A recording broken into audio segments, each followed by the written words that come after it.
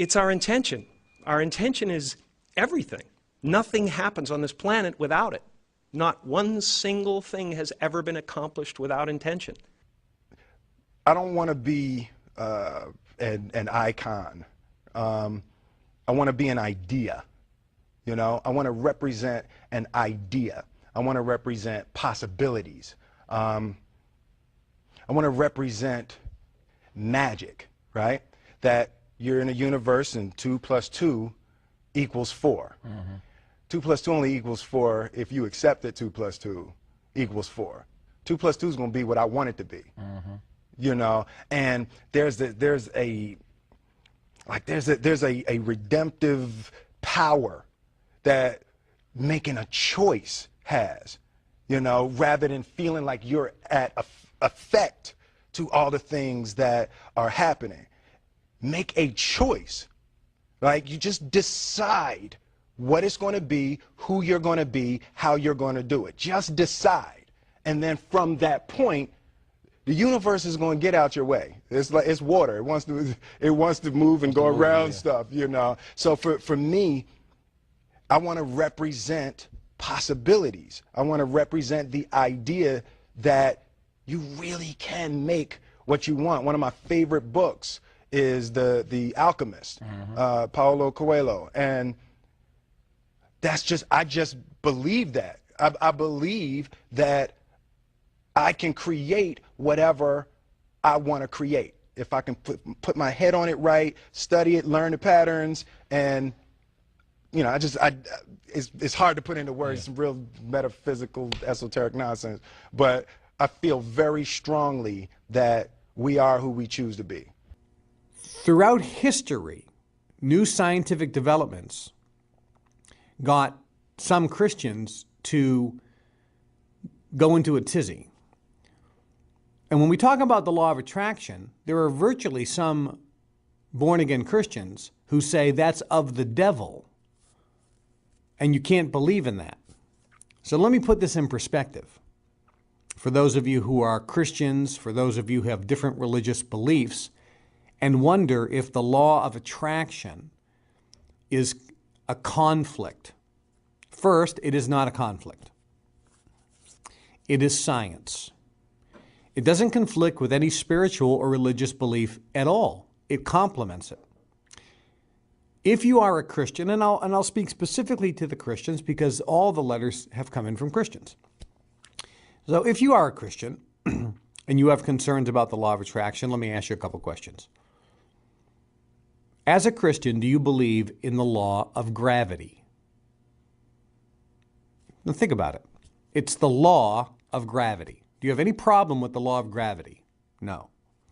Well, do you know at some points, some of these laws were said to be of the devil? Here's one of them.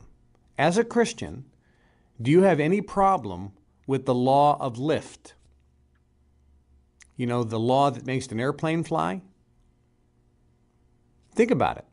When the law of lift started to be discussed, Christians said that is of the devil, because if God wanted man to fly, he would have given man wings.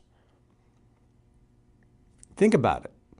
Obviously, the law of lift is not a spiritual law. It is a law based on physics. Radio waves. When this first came out, the ability to transmit invisible frequencies through the ether so that voices could magically appear in boxes, that was thought to be of the devil. And anybody who wanted to play around with this should be burned at the stake for being a religious heretic, because this was not scriptural, not biblical, not godly, to start messing around with things that are not natural. Well, certainly radio waves are natural. Microwaves are natural. There's nothing mystical or magical or spiritual. These are physical laws. The law of attraction is nothing more than a law of physics. It's not mystical, it's not magical, it's not spiritual. It has nothing to do with God. And the fact that the law of lift works, the fact that the law of gravity works, the fact that radio waves work, the fact that electricity works, and the fact that the law of attraction is true and works does not discount God at all. It's just a physical law. And if you are a religious believer, this is what is in our physical universe. It's how the physical universe operates. And if you want to believe that God created this is what his creation is. He created the law of attraction for us to use and how the physical world operates. There's nothing mystical or magical. It is a physical, biological, structural law of matter. It's not into a spiritual realm. The law of attraction has nothing to do with the spiritual realm. It is a physical realm. It's just at a very quantum physics level, but it's still physical. It has nothing to do with spiritual. So the law of attraction, if you are a Christian, everything scripturally that you can look at backs up and talks about virtually your ability to create. There's the scripture that says, if you say unto this mountain, be removed and cast into the sea, it shall be done, as long as you believe in your heart. I mean, there's the whole law of attraction right there, and also the ability to create and manifest whatever you desire. Specifically define what you want and have 100% belief in it. God will grant you the desires of your heart. Above all things, I want you to be prosperous and be in health, just as the soul prospers. There's a lot of references out there, which I can go through for those of you who are Christians, hundreds of references which back up and verify the biblical acceptance of the physical law based on quantum physics of the law of attraction. So there's no issue whatsoever. Sometimes Christians say, well, when we talk about the law of attraction, you're talking about materialism way too much, and I don't like that being a Christian. Okay, well, you can be a broke, poor Christian. That's fine. Broke, poor Christians can't help anybody who are hungry because you don't have any money. I mean, think about this. People always talk about being broke as a pious thing. Well, for those of you who are Christians, I want you to consider something. Jesus wasn't broke. He never wanted for anything. Think about this for a second. Jesus had a ministry, and one of those guys was a treasurer. Remember, Judas was the treasurer. Poor people don't need treasurers. They never wanted or had a lack of anything. Now, he didn't develop a net worth, but in terms of his surroundings, if you look scripturally, he rode in on Palm Sunday on a donkey. Now, to put it in perspective, most people think about that as being a lowly form of transportation. Oh, he was on a donkey. Well, what you don't know is that a donkey was the Rolls Royce of transportation at the time. It's like the Pope Mobile. So he wasn't riding in like a pauper. He was riding in like a king. You'll also notice when he was crucified, it said that they couldn't share his robe. Remember, he had a cloak? It said that the Roman soldiers cast lots to see who would get the cloak. The word cloak, and keep in mind the New Testament was written in Greek, the word cloak refers to a one-piece garment. This is a mink coat at the time.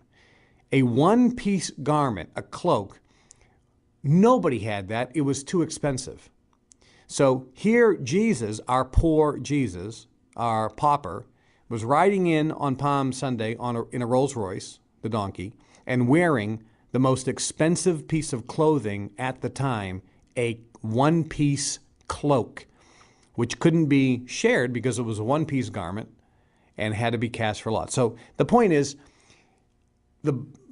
biblically it says, above all things, I want you to prosper. And the Greek word prosper means in all areas, including material. It says, I want you to prosper above all things and be in health. Two separate things. Prosper is materialism, having what you need. Prosper, having an abundance, never lacking, never wanting, and be in health. Then he puts the priority. just as the soul prospers. So that's the most important priority for you. You don't have to be a millionaire. You don't have to focus on materialism. Money is not a four-letter word. For those of you who think that money is the root of all evil, that's not the scripture. It says the love of money is the root of all evil. Money is not evil. It's the love of money that is the root of all evil. So for those of you who are Christians and backing this up, I want you to consider that the law of attraction certainly is no different than the law of gravity or the law of lift or different quantum physics laws of the universe. It is completely in line with your Christian beliefs, and if you're a Hindu, if you're a Muslim, if you're a Hare Krishna, if you're a Scientologist, if you're an atheist, the fact that the law of lift is true, the law of gravity is true, the law of attraction is the same. For example, do you look at a magnet, magnetic power, a magnet picking up nails, magnetic power, is that of the devil? Now, can you explain it? Science can't even explain magnetic power, really, of how that works. They have some theories, but they really can't explain it. Is magnets of the devil? Can you believe in magnets and still be a Christian? Well, of course, it's a physical law. I mean, there's nothing magical here. Homeopathic remedies, is that of the devil? Homeopathic remedies is like cures like, and it's all based on energy. If you get a homeopathic remedy, there's nothing in it. It's energetic. It's a frequency. Homeopathy has been used for forever. It's not of the devil, so consider that. All right, the next thing I'd like to talk to you for a few moments about relationships and the law of attraction. Let's say this is you, and let's say this is your man. Let's call him Mark. My name is Bob. Settle down, honey. I think she has a point she wants to make. So let's say Mark is a liar, unkind, and takes you for granted. But that in a man, you want someone who is honest, kind, and appreciates you. I do. Well, honey, that sure is not Mark. You can either have Mark, or you can have someone who is honest, kind, and appreciates you, like Greg, or Joe, or David Beckham. No, not David Beckham, he is married. I like Joe anyway. Cool. If someone does not treat you well, and has not treated you well for a long time, or maybe ever, it may be time to call it quits. You may not meet your Joe right away, but at least you won't be stuck with that jerk Mark anymore. It's Bob. My name is Bob. Whatever. Ladies and gentlemen, be honest with yourselves about your relationships. Are you being treated well, or are you always feeling let down? You can try to improve your relationships, but if someone makes promises to be better and still acts the same, you know it is time to move on. Be good to yourself and others. Do not let anyone treat you like anything less than you deserve. If they do, they're not the right one for you. Love to you. Do you understand that all of this entire event is happening inside you?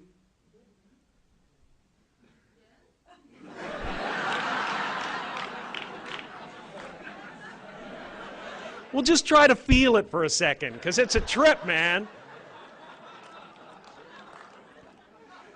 Some people go to the Super Bowl. I am the Super Bowl, man.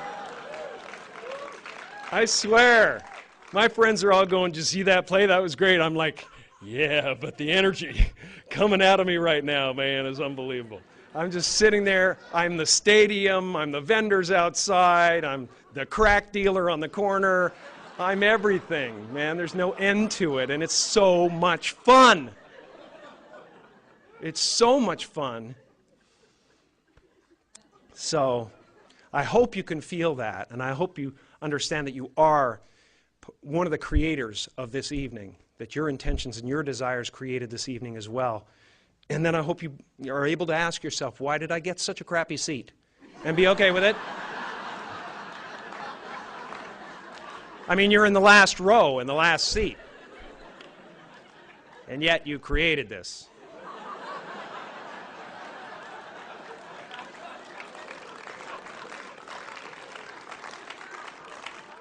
And that's got to be, it's a really selfless thing to do. This is when I got The Secret thing, but I didn't know it was called The Secret. I read the book The Color Purple, and then went out and got books for everybody else I knew. And I was obsessed about this story. obsessed about it. I ate, slept, thought all the time about The Color Purple. I moved to Chicago. I get a call from a casting agent asking, would I like to come and audition for a movie? I've never gotten a call in my life from anybody for a movie or anything like that.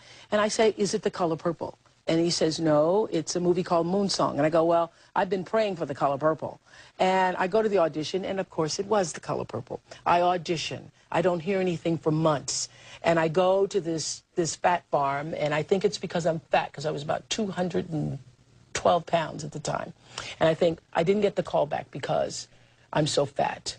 And I'm at this fat farm, and I'm praying and crying, saying to God, help me let this go. Because I wanted to be in this movie so much. I wanted it, I wanted it, I wanted it. I thought I was going to be in the movie. There's all these signs that I should be in the movie. And I go to this fat farm, and I'm praying and crying. And as I'm on the track singing this song, I surrender I surrender all to thee, my blessed Savior. I surrender all. I'm singing that song, praying and crying. A woman comes out to me, and she says, on the track, it's raining, and she says, there's a phone call for you. And the phone call was Steven Spielberg saying, I want to see you in my office in California tomorrow. Now, what I learned from that, that moment absolutely changed my life forever, because I had drawn The Color Purple into my life. I didn't know Steven Spielberg. I didn't know Quincy Jones, who saw me in Chicago. In 1984, he was there for a lawsuit that was being filed against Michael Jackson because he'd been working on his Thriller album. And he saw me on AM Chicago and said, that's Sophia. Now, I didn't know him. I didn't know anybody that had anything to do with that. But I knew that I had drawn that into my life, and it changed the way I thought about my life forever. So you're not surprised at the success of The Secret? I'm thrilled for the success of The Secret. I think that the message needs to go further, because I think the mistake that was made with The Secret is that they tried to, don't know who they are, that they tried to let that be the answer to all questions. It's just one law. The law of attraction is one law. There are many laws working in the world. But it is very true that the way you think creates reality for yourself. There are other factors going on. So it's not everything, but you really can change your own reality based on the way that you think. We both believe wholeheartedly that our thoughts, our feelings, our dreams, our ideas are physical in the universe. That if we dream something, if we picture something, if we commit ourselves to it, that is a physical thrust towards realization that we can put into the universe. That the universe is not a thing that's going to push us around.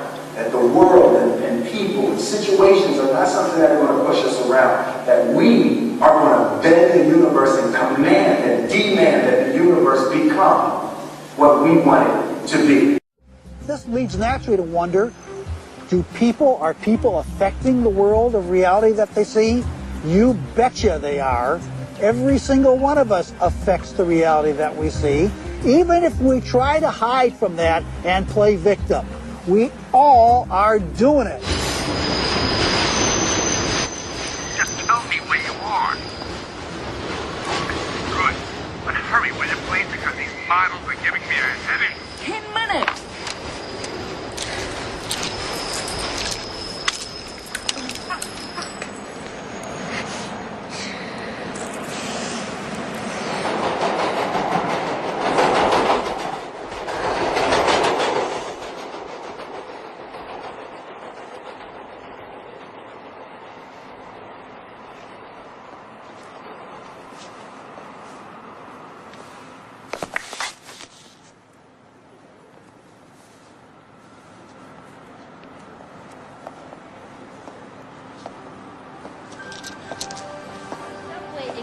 Comes to us from Japan and Mr. Masuro Emoto. Mr. Emoto became terribly interested in the molecular structure of water and what affects it. Now, water is the most receptive of the 4 elements. Mr. Emoto thought perhaps it would respond to non-physical events. So he set up a series of studies applied mental stimuli, and photographed it with a dark field microscope. This first picture is a picture of water from the Fujiwara Dam. And this picture is the same water after receiving a blessing from a Zen Buddhist monk. Now, in this next series of pictures, Mr. Emoto printed out words, taped them to bottles of distilled water, and left them out overnight. This first photograph is a picture of the pure distilled water, just the essence of itself. These subsequent photographs, as you can see, are each different. This is the chi of love. And we move along here to thank you. And you can see where he taped that to this bottle here. That if you read Japanese, you already knew that. Now, Mr. Emoto speaks of the thought or intent being the driving force in all of this. The science of how that actually affects the molecules is unknown, except to the water molecules, of course. And it's really fascinating when you keep in mind that 90% of our bodies are water.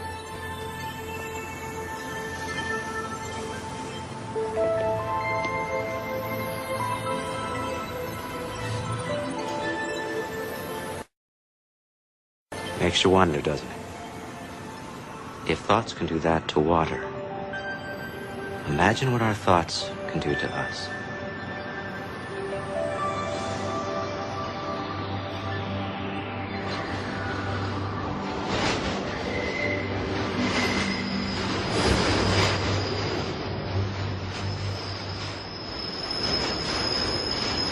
Absolutely. Thought alone can completely change the body. Most people don't affect reality in a consistent, substantial way because they don't believe they can.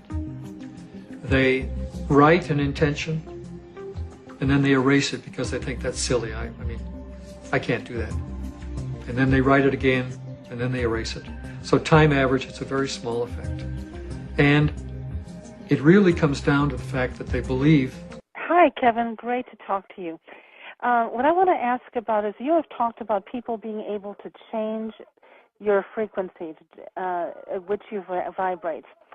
I happen to be totally blind. I was born congenitally totally blind, being given too much oxygen and therefore prematurely. So what I want to know is it possible, is this a visualization thing? Does it have to do with being able to see light or color or having seen it? Or how do you change your frequency? No, not at all. It's a good question. You can be blind, you can be deaf, you can have any issue. Your brain and your mind are two different things. And I talk about this at length in the CD series, Your Wish is Your Command, How to Manifest Your Desires. It's 14 hours of training you how to change that frequency. So changing the frequency there's a sweet spot of what you think about. You don't need a mental image picture. You don't even need sound. It's what you're thinking about. And how do you know if you're thinking the right way? It manifests itself in how you feel. When you feel really, really, really good, your vibration is in line. You're in the sweet spot. So when you're thinking about what you want, and you feel good about that, even though you don't have it yet, that's the sweet spot. That's changing your frequency. What most people do is live throughout their life thinking about something they want and feeling frustrated that they don't have it. And that's a frequency of not having it or lack, which keeps it away from you. Or they look at their current situation, whether it's debt or a physical ailment, and they feel frustrated and bad that they have that physical ailment now or debt now, and that makes them feel bad, and so they're vibrating that, creating more of it. So when I say changing frequency or changing vibration, what I'm talking about is thinking about something you want or desire, whatever that may be, and when you think about it, it makes you feel good, even though it's not in your life right now. And when you're in that spot, and that's what I train people how to do, how to get into that, what we call the sweet spot. When you're in that sweet spot, then what you want comes into your life. And sometimes that can happen with hours, days, weeks, or months, but it comes into your life. And before it comes, you're feeling better than ever before anyway. So it's a really wonderful thing. So, Kevin, for example, and I'm not exaggerating here, I'm being very literal. I am in chronic pain every waking moment. It's been that way for decades. How do you work with a situation like that? And still, you know. That's really a good question, and it's very, very tough. If you're in a situation where you're dealing with physical pain, that's probably one of the most annoying things in the world, and really makes it difficult for you to feel good. So if you're in a negative, painful situation where it's physical pain, that's a real challenge. What I would suggest is do something to get rid of the pain. But what maybe you want to focus on is, I am going to be pain-free sometime. I know that I'm going to figure out a way to be pain-free. And if you can get into that zone, that's the trick, and that's the tough part. That's the habit. But if you can get into the zone of feeling good now, even though you're in pain, focusing on being out of pain, something will come into your life, whether it's Daryl Started's Biotape, which could do it, whether it's a mineral supplement that could handle the pain issue, whether it's a magnetic mattress pad, something will come into your life that will allow you to eliminate that pain. But the only way that you can eliminate the physical pain now when you're dealing with it every day, like a fibromyalgia situation, is to think, I will be pain-free. I will live a life completely feeling great physically. I don't know how, I don't know when, but I know that's going to come. And if you can find that sweet spot where you can believe that, or I will reduce this pain. I don't know how, I don't know when, but I know I can reduce it. Something will come into my life, some system, some method will come where I can reduce it. That is the sweet spot that'll create it in your life. And you can do that with pain, you can do that with cancer, you can do that with money, you can do that with your job, your boss, a relationship, any situation at all. You can have, be, or do whatever you want in your life. You have the power.